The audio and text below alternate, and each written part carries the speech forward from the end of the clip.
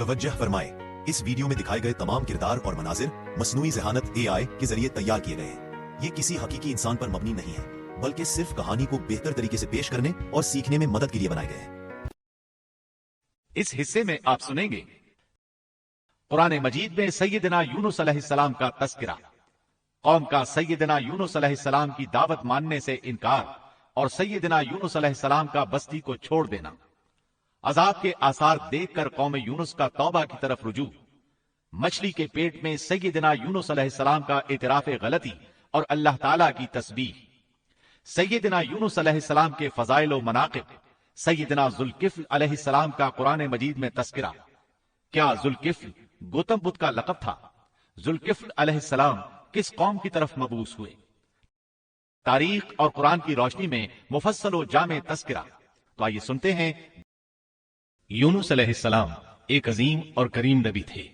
इनका किस्सा कुरान करीम में एक अनोखा किस्सा है।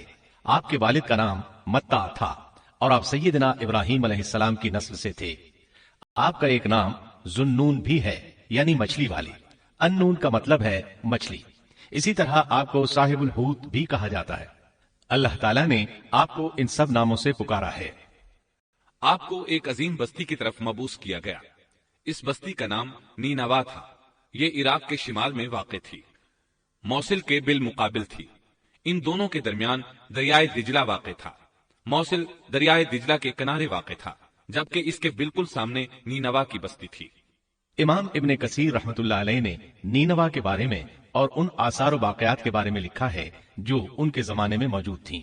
वहां कुछ बुत थे जो औंधे मुंह गिरे पड़े थे। अल्लाह तबारक व तआला ने यूनुस अलैहिस्सलाम को नीनवा की तरफ रसूल बनाकर भेजा। सूरत साफात आयत 139 में है, और बेशक यूनुस रसूलों में से थे।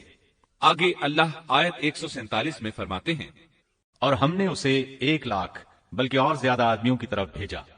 यानी उनकी तादाद 1 लाख से ज्यादा थी। रहा यह सवाल कि लाख से कितने ज्यादा थे, अक्सर उलमाए किराम ने वजाहत की है कि वो 1 लाख से करीबन 20,000 ज्यादा थे। इस तरह बस्ती वालों की तादाद 1,20,000 थी और ये सब के सब कुफ्र पर थे। यूनुस अलैहिस्सलाम उन्हें साल हर साल दावत देते रहे, लेकिन वो अपने कुफ्र ही पर डटे रहे। फिर उन्होंने सैयदना यूनुस अलैहिस्सलाम पर जुल्म जबर शुरू कर दिया, उन्हें धमकियां दी, मसाइब व आलाम से दो चार किया। मतलब ये कि जिस तरह दूसरे अंबिया किराम के साथ किया गया, इनके साथ भी वही सुलूक हुआ। आखिर आपने अपनी कौम को अल्लाह के अजाब से आगाह करते हुए ऐलान फरमा दिया कि फलां दिन तुम पर अजाब आ जाएगा।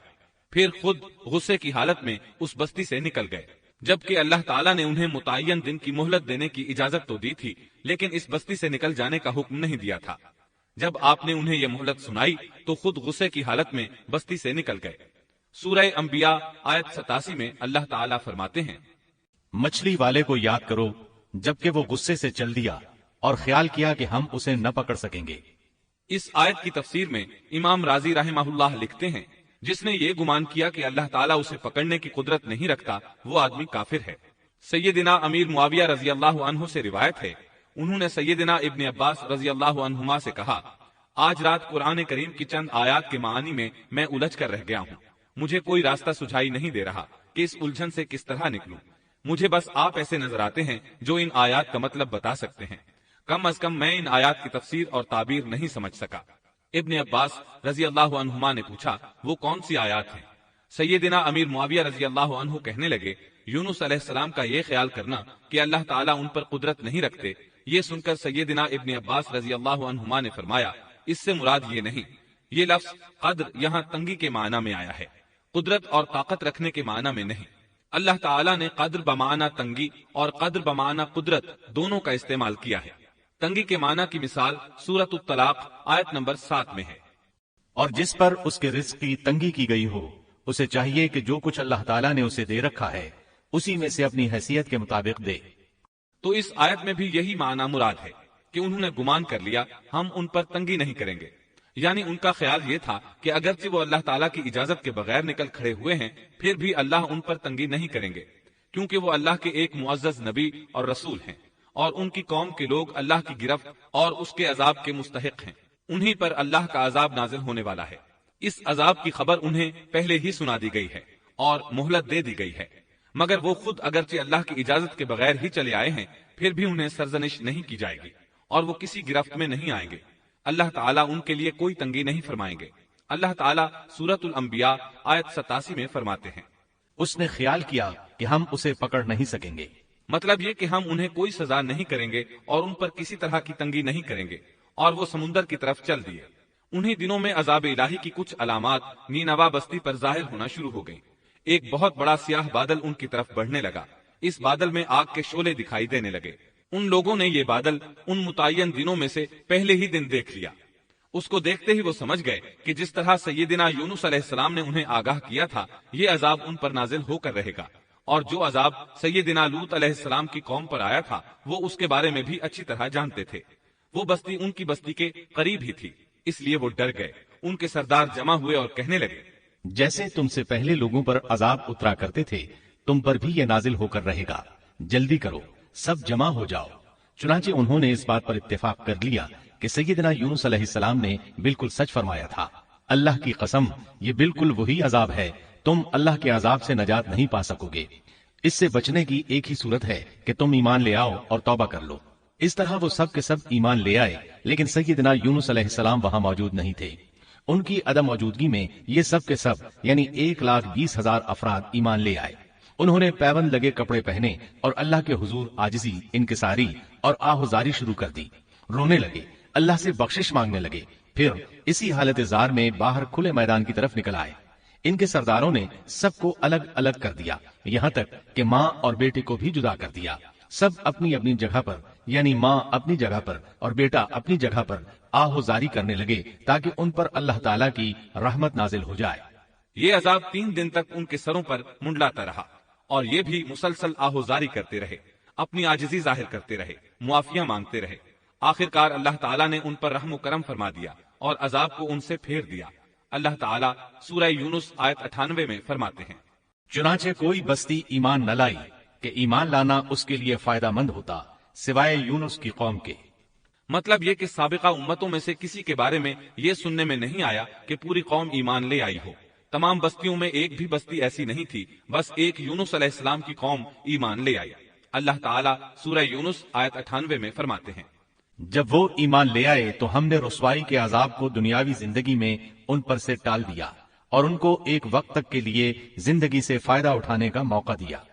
مطلب یہ کہ ہم نے انہیں دنیاوی زندگی کا لطف اٹھانے کا موقع دیا۔ اب اس قوم پر قیامت کے دن تک عذاب نہیں اترے گا۔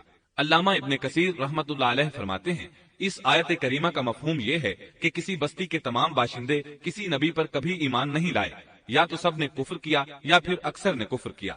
لیکن یونس علیہ السلام کی قوم واحد ایسی قوم ہے جو تمام کی تمام عذاب الہی کے آثار دیکھ کر ایمان لے آئی۔ سابقہ ادوار میں جتنی بھی بستیاں گزری ان میں اہل ایمان کے ساتھ یا تو کفار رہے ہیں یا ان میں منافقین بھی رہے ہیں، سوائے یونس علیہ السلام کی قوم کے، وہ سب کے سب کافر تھے، پھر سب کے سب ایمان لے آئے۔ یہ اللہ تعالیٰ کے عجائبات میں سے ہے اور اس کی قدرت اور رحمت کی نشانیوں میں سے ہے۔ اب دوسری طرف کی سنیے، یونس علیہ السلام کو کچھ معلوم نہیں تھا کہ ان کی قوم کے ساتھ کیا ہوا۔ آپ تو غصے کی حالت میں بستی سے نکل کر سمندر کی طرف چلے آئے تھے۔ آپ ایک کشتی کی طرف آئے، اس میں سواریاں اور ساز و سامان لدا ہوا تھا۔ اللہ تعالیٰ سورۃ الصافات آیت 140 میں فرماتے ہیں، جب وہ بھاگ کر بھری کشتی پر پہنچے، کشتی روانہ ہوئی، موجیں اٹھیں، سمندر میں طغیانی آئی، یوں لگتا تھا کہ بس ابھی غرق ہوئے۔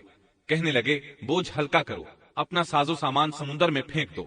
چنانچہ انہوں نے اپنا ساز و سامان سمندر میں پھینک دیا۔ اس طرح کشتی کچھ ہلکی ہو گئی، لیکن ضرورت کے مطابق ہلکی نہ ہو سکی۔ اب وہ کہنے لگے، کسی کو سمندر میں گرانا ضروری ہے تاکہ کشتی مزید ہلکی ہو جائے، ورنہ یہ ڈوب جائے گی۔ جلدی کرو، قرع ڈالو۔ جس کے نام کا قرع نکلتا جائے اسے سمندر میں گراتے جاؤ اور بار بار یہ عمل دہراتے جاؤ یہاں تک کہ کشتی ہلکی ہو جائے۔ چنانچہ قرع ڈالا گیا۔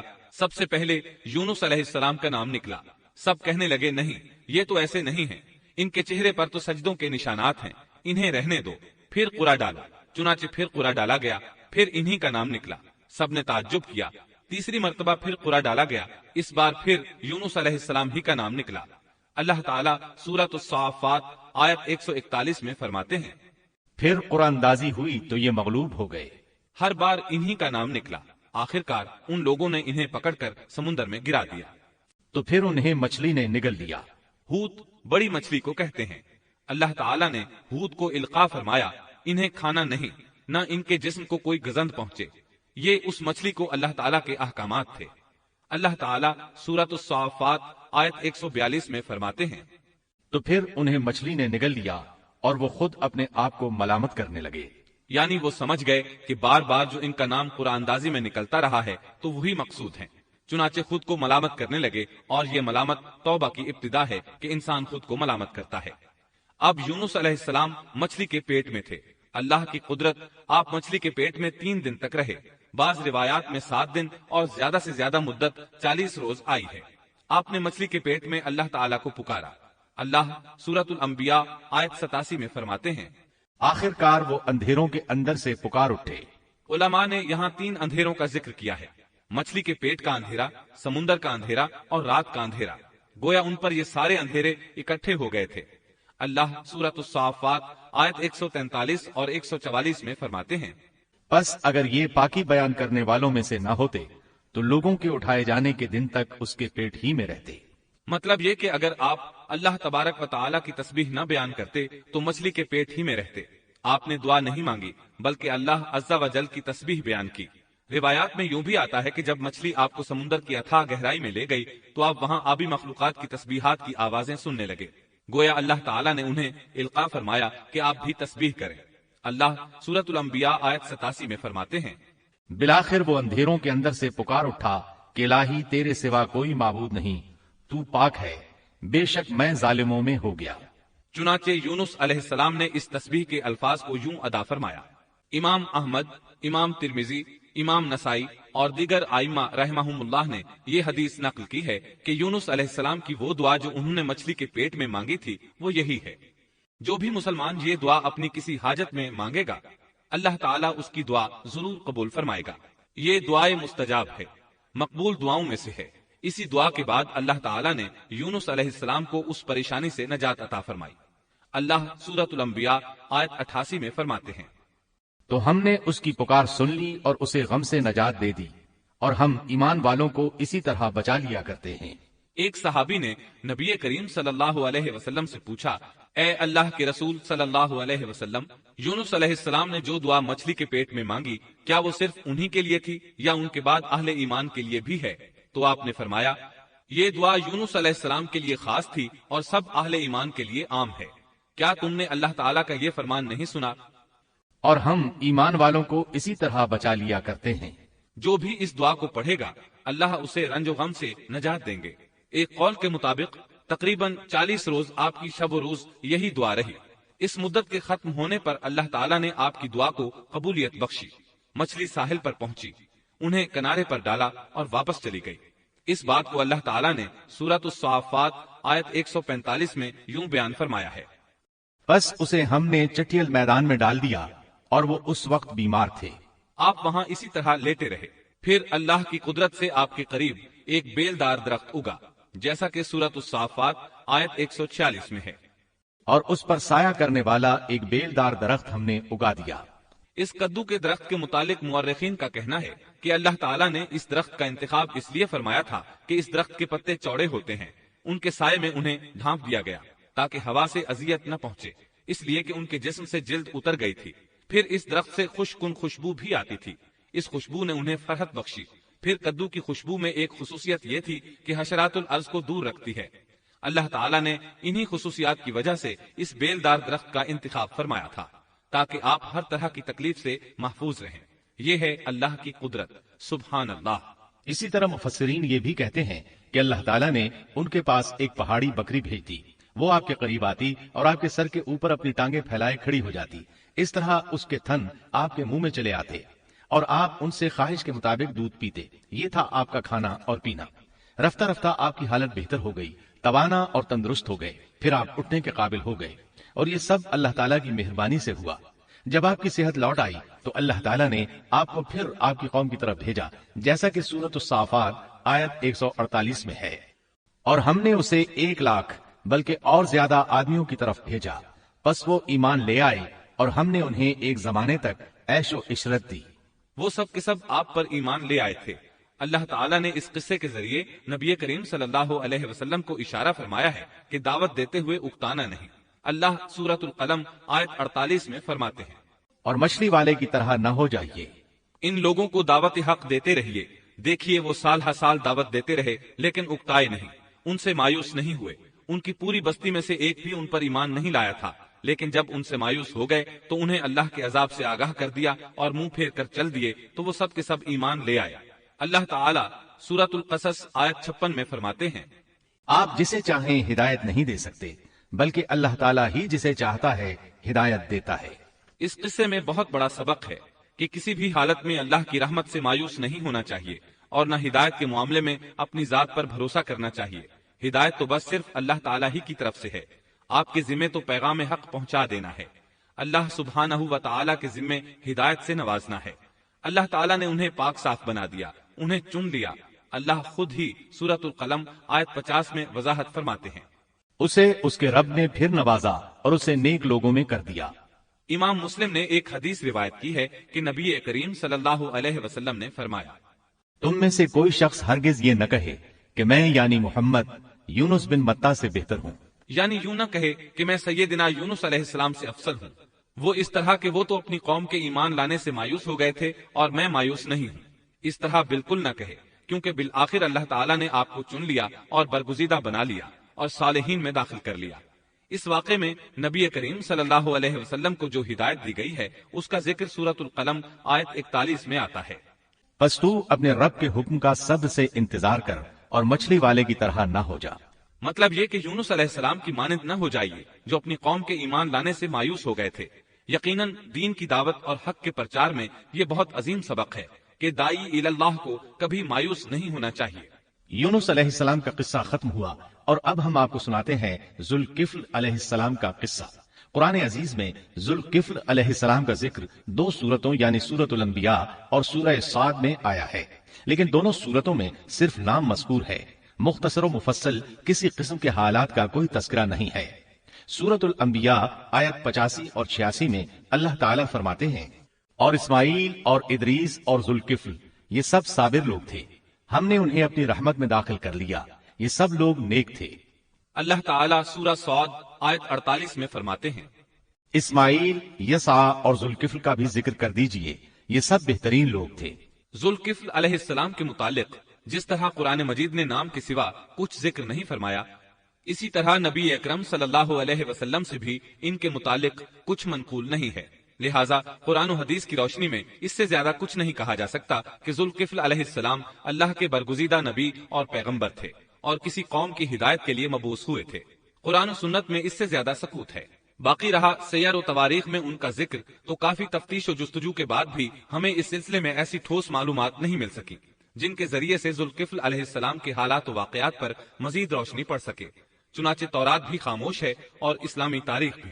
البتہ ابن جریر رحمۃ اللہ علیہ نے مشہور مفسر تابعی مجاہد رحمۃ اللہ علیہ سے ان کے متعلق ایک قصہ نقل کیا ہے۔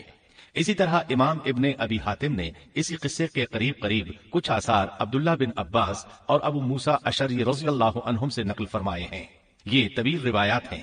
ان میں ہے کہ ابن عباس اور ابو موسیٰ اشعری رضی اللہ عنہم فرماتے ہیں کہ ذوالکفل نبی نہیں تھے بلکہ وہ ایک نیک اور صالح آدمی تھے، لیکن ایک تو یہ روایات سند کے اعتبار سے ضعیف ہیں، دوسرا یہ کہ ابن عباس اور ابو موسیٰ رضی اللہ عنہم جیسے جلیل القدر صحابہ اور مجاہد رحمۃ اللہ علیہ جیسے عظیم تابعی سے یہ ناممکن ہے کہ وہ ذوالکفل علیہ السلام کے متعلق یہ فرمائیں کہ وہ نبی نہیں بلکہ ایک نیک مرد تھے۔ شاہ عبد القادر رحمۃ اللہ علیہ کا موقف ہے کہ ذوالکفل ایوب علیہ السلام کے بیٹے تھے اور انہوں نے اللہ کی خاطر کسی آدمی کی ضمانت دی تھی جس کی پاداش میں ان کو کئی برس قید کی تکالیف برداشت کرنا پڑی۔ چنانچہ شاہ صاحب اپنی تفسیر موضح القرآن میں لکھتے ہیں کہ ذوالکفل ایوب علیہ السلام کے بیٹے تھے، ایک شخص کے ضامن ہو کر کئی برس قید رہے اور اللہ کی خاطر یہ مشقت سہی۔ موجودہ دور کے بعض مفسرین کا خیال ہے کہ ذوالکفل حزقیل علیہ السلام کا لقب ہے۔ ایک دوسرے مفسر کی عجیب و غریب رائے یہ ہے کہ ذوالکفل گوتم بدھ کا لقب ہے، کیونکہ اس کے دارالسلطنت کا نام کفل تھا جس کا معرب کفل ہے، اور عربی میں ذو صاحب اور مالک کے لیے آتا ہے، اور صاحب مال کے لیے ذو مال اور مالک شہر کے لیے ذو بلد کے الفاظ کثرت سے استعمال ہوتے ہیں، لہٰذا یہاں بھی کفل کے مالک و بادشاہ کو ذوالکفل کہا گیا ہے۔ اس مفسر نے یہ بھی دعویٰ کیا ہے کہ گوتم بدھ کی اصل تعلیم توحید اور حقیقی اسلام ہی کی تعلیم تھی، مگر اس کی موجودہ صورت दूसरे अदियान की तरह मुहर्रफ और मस्ख शुदा है, लेकिन ये अकवाल क़ियास व आरा से ज्यादा तारीखी हैसियत से कोई वक़्त नहीं रखते। हम इस तासुब के कायल नहीं हैं कि अगर सही तारीख से ये साबित हो जाए कि कुरान ने जिन अंबिया के सिर्फ नाम जिक्र किए हैं उनका मिस्दाक फलां बरगुज़ीदा हस्ती है, और इसका इनकार सिर्फ इसलिए कर दिया जाए कि इससे पहले चूंकि ऐसी बात किसी ने नहीं कही इसलिए ये काबिल रद्द है। यकीनन हम इस हकीकत को तस्लीम करते हैं कि तारीखी हकायक की जुस्तजू का बाब बंद नहीं हुआ और आए दिन नई नई तहकीकात सामने आ रही हैं और जदीद इंकिशाफात हो रहे हैं, बल्कि इनके जरिए कुरान मजीद और अहादीस रसूल के बयान करदा वाकयात की तस्दीक होती चली जा रही है। मुल्हिद व बेदीन लोग इनका इनकार इसलिए करते और करते आ रहे हैं कि तारीख और फलसफा उनका साथ नहीं देते, लेकिन अगर कुरान करीम की बयान करदा किसी हस्ती के मुतालिक मजीद इंकिशाफात रोशनी में आए तो हमारे लिए इनकार का बायस नहीं बल्कि मुखालिफीन पर मजीद हुज्जत और दलील है। लेकिन इस हकीकत के इकरार के बावजूद इससे यह भी लाजिम नहीं आता कि किसी वाक़े के मुतालिक कोई शख्स अगर महज अपने वहम गुमान और क़ियास व अंदाज से बेदलील कोई बात कर दे तो जरूर उसको मान लिया जाए। चुनांचे ज़ुल्किफ्ल अलैहिस्सलाम को गौतम बुद्ध करार देना अभी तक इससे ज्यादा कोई हैसियत नहीं रखता। हमारे लिए दुनिया के मुख्तलिफ गोशों में अल्लाह के फरिश्तादा नबियों पर ईमान लाने के लिए कुरान की वो तीनों दफात काफी हैं जो दीन इस्लाम का इम्तियाजी वस्फ है। सूरतुल फातिर आयत 24 में अल्लाह ताला फरमाते हैं, और कोई उम्मत ऐसी नहीं हुई जिसमें कोई डर सुनाने वाला न गुजरा हो। सूरतुल मोमिन आयत 78 में अल्लाह ताला फरमाते हैं, बाज अंबिया के वाकयात हम आपको बयान कर चुके हैं और उनमें से बाज के किस्से तो हमने आपको बयान ही नहीं किए। सूरतुल बकरा आयत 136 में अल्लाह ताला फरमाते हैं, हम रसूलों में से किसी के दरमियान फर्क नहीं करते। इसलिए एक मोमिन का ये अकीदा होना चाहिए कि हम अल्लाह के अंबिया में से किसी नबी के दरमियान कोई फर्क नहीं करते, यानी तमाम अंबिया पर ईमान लाते हैं। इस साफ और वाज़े अकीदे के बाद अगर हमारे सामने किसी मुल्क और किसी खित्ते के अंबिया और रसूल के वाकयात नहीं भी आए तो इसके असबाब वजूहात और है, लेकिन जहां तक इन पर ईमान लाने का ताल्लुक है वो इख्तिसार से भी काफी है और इनकी तफसीलात से आगाही हमारी रुश्द व हिदायत के मकासद यानी अल्लाह पर ईमान और नेक अमाल के लिए जरूरी नहीं है, खुसूसन जबकि अल्लाह ताला ने हम पर यह हकीकत भी कुरान मजीद में वाज़े कर दी है कि नबी अकरम सल्लल्लाहु अलैहि वसल्लम खातिमुन नबिय्यीन हैं और तमाम सच्चे अदियान की सही और हकीकी तालीम की तस्दीक करके इनको बुलंद दरजात के दर्जे कमाल तक पहुंचाने वाले हैं, जैसा कि सूरतुल माइदा आयत 3 में अल्लाह ताला फरमाते हैं, आज मैंने तुम्हारे लिए दीन को कामिल कर दिया और तुम पर अपना इनाम भरपूर कर दिया और तुम्हारे लिए इस्लाम के दीन होने पर रजामंद हो गया।